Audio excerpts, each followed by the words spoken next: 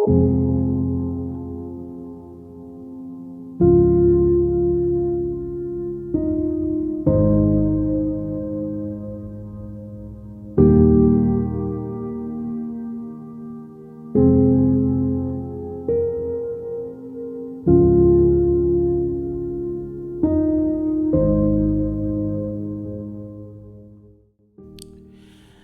y a une question qui hante l'humanité depuis la nuit des temps. Une question murmurée dans le secret des cœurs brisés, criée dans le silence des nuits d'angoisse. C'est la question de la souffrance du juste. Pourquoi l'homme bon souffre-t-il? Pourquoi le malheur semble-t-il parfois frapper ceux qui marchent droit, ceux qui aiment Dieu de tout leur cœur?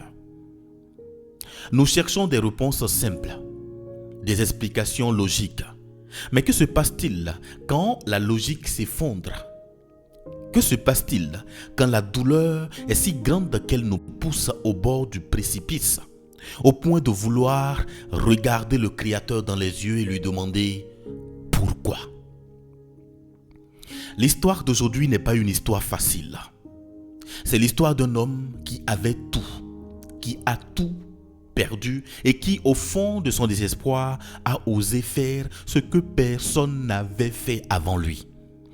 Il a défié Dieu.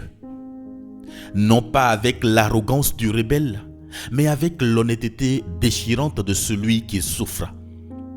Et la réponse qu'il a reçue, cette réponse a non seulement changé sa vie, mais elle a changé pour toujours notre compréhension de la foi, de l'épreuve et de la grandeur de Dieu.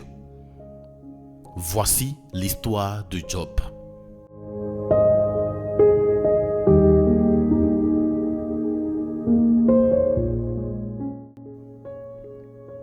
Loin, dans le pays d'Uthiès, vivait un homme d'une droiture exemplaire. Son nom était Job. La Bible nous le décrit comme un homme parfait et droit, craignant Dieu et se détournant du mal. Il n'était pas juste un homme bon, il était le modèle de la piété. Sa vie était le reflet de sa foi. Il était immensément riche, père de 7 fils et de 3 filles qui vivaient dans l'harmonie. Ses troupeaux couvraient les collines et sa renommée s'étendait dans tout l'Orient. Mais sa plus grande richesse n'était pas matérielle, c'était sa relation avec Dieu. Chaque jour, il se levait tôt, offrait des sacrifices pour ses enfants, priant pour qu'ils restent purs devant l'Éternel. Job avait construit une forteresse de piété et de bénédiction autour de sa famille. Il vivait dans la lumière, convaincu que sa droiture était le gage de la faveur divine. Et c'est là, dans les hauteurs célestes, que son histoire prend une tournure inimaginable. Un jour, les anges se présentent devant Dieu et parmi eux se trouve Satan, l'accusateur. L'Éternel, connaissant la droiture de son serviteur, demande à Satan: « As-tu remarqué mon serviteur Job ? Il n'y a personne comme lui sur la terre. » Et l'accusateur répond par une question empoisonnée, une question qui est au cœur de notre récit. Est-ce d'une manière désintéressée que Job craint Dieu? Ne l'as-tu pas protégé, lui, sa maison et tout ce qui lui appartient? Étends ta main, touche à tout ce qu'il possède et je suis sûr qu'il te maudira en face. Le défi était lancé. Dieu, dans sa souveraineté et sa sagesse infinie, permit que la foi de Job soit éprouvée. La tempête s'est abattue sur Job avec une violence inouïe. En un seul jour, le monde qu'il avait construit s'est évaporé. Un premier messager arrive, le souffle court. Les bœufs labouraient et les Sabéens se sont jetés sur eux. Ils ont tout pris et tué les serviteurs. Il n'a pas fini de parler qu'un deuxième arrive. Le feu de Dieu est tombé du ciel. Il a consumé les brebis et les serviteurs. Puis un troisième haletant. Les Chaldéens ont tout pillé. Ils ont pris les chameaux et tué les serviteurs. Le cœur de Job est déjà en miettes. Mais le coup le plus terrible reste à venir. Un dernier messager, le visage dévasté par la douleur, s'effondre devant lui. Tes fils et tes filles mangeaient et buvaient chez leur frère aîné. Et un vent violent est venu du désert. La maison s'est effondrée sur eux. Ils sont tous morts. En quelques heures, Job a tout perdu. Ses richesses, ses serviteurs et le plus précieux de tout, ses 10 enfants. La forteresse de bénédiction s'était transformée en un champ de ruines. Face à cette désolation absolue, Job avait fait un geste d'une humilité profonde. Il déchire son manteau, se rase la tête, se prosterne et adore, prononçant ces paroles immortelles. Je suis sorti nu du sein de ma mère, et nu j'y retournerai. L'Éternel a donné et l'Éternel a ôté. Que le nom de l'Éternel soit béni. L'accusateur avait perdu le premier manche, mais l'épreuve n'était pas terminée. Satan retourne devant Dieu et dit: la peau pour la peau. L'homme donne tout ce qu'il a pour sa vie. Mais étends ta main, touche à ses os et à sa chair, et il te maudira en face, je te le dis. Alors Job fut frappé d'un ulcère malin, de la plante des pieds au sommet de la tête.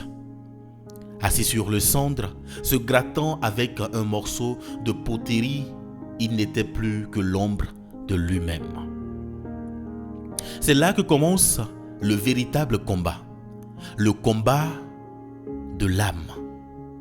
Sa propre femme, voyant sa souffrance, lui dit: tu persistes dans ton intégrité, maudis Dieu et meurs. Mais Job refuse.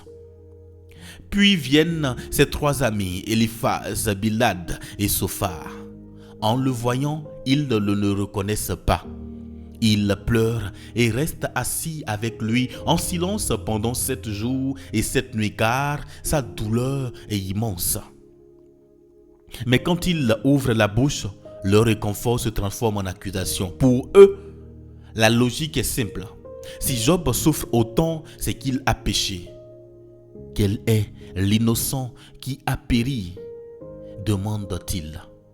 Ils essaient de faire entrer la tragédie de Job dans leur petite boîte théologique.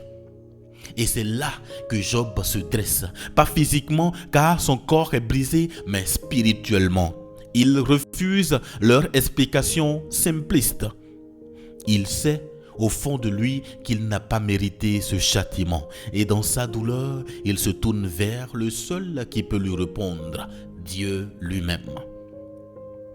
Il ne maudit pas Dieu, mais il le questionne avec une audace et une honnêteté brute. Il crie: je suis innocent. Pourquoi me fais-tu la guerre? Si j'ai péché, que t'ai-je fait, ô gardien des hommes? Pourquoi m'as-tu pris pour cible? Il demande un procès, un arbitre. Il veut plaider sa cause devant le Tout-Puissant. Ce n'est pas un défi d'arrogance, c'est le cri d'un cœur qui aime Dieu mais ne le comprend plus. C'est le refus de se contenter d'une foi aveugle et silencieuse face à l'absurdité de sa souffrance. Job ose demander des comptes à l'infini. Il ose défier Dieu de lui révéler ses raisons. En ce faisant, il nous enseigne qu'une foi authentique n'est pas l'absence de doute, mais le courage de les apporter directement à Dieu. Et Dieu répondit, mais pas comme Job s'y attendait. Il ne lui a pas donné la liste de ses péchés. Il ne lui a pas expliqué la conversation céleste avec Satan. Non. Du milieu d'un tourbillon, Dieu répond à Job par une série de questions. Où étais-tu quand je fondais la terre? Dis-le si tu as de l'intelligence. Qui en a fixé les dimensions? Le sais-tu? As-tu commandé un matin? As-tu pénétré jusqu'aux sources de la mer? La pluie a-t-elle un père qui met la sagesse au-dedans?